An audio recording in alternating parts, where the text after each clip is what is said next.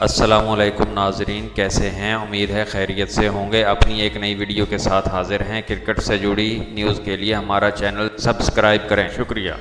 World cup کی تیاریاں، قومی ٹیم کے لیے 13 نام فائنل کر لیے گئے، ممکنہ کھلاڑیوں کے نام بھی جاری کر دیے گئے۔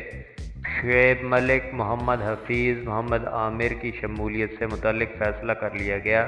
تفصیلات کے مطابق ورلڈ کپ کے لیے قومی ٹیم کے 13 ممکنہ کھلاڑیوں کے نام سامنے آ گئے ہیں۔ ذرائع کے مطابق عالمی کپ کے لیے قومی اسکواڈ میں 4 فاسٹ بولرز شامل کرنے کا امکان ہے۔ سرفراز احمد ورلڈ کپ میں قومی ٹیم کی قیادت کریں گے، جبکہ جن دیگر کھلاڑیوں کے نام فائنل کر لیے گئے ہیں ان میں فخر زمان، امام الحق، شعیب ملک، بابر اعظم، حارث سہیل، محمد عامر، حسن علی، شاہین افریدی، فہیم اشرف، عماد وسیم، شاداب خان، محمد حفیظ، عثمان شنواری شامل ہیں۔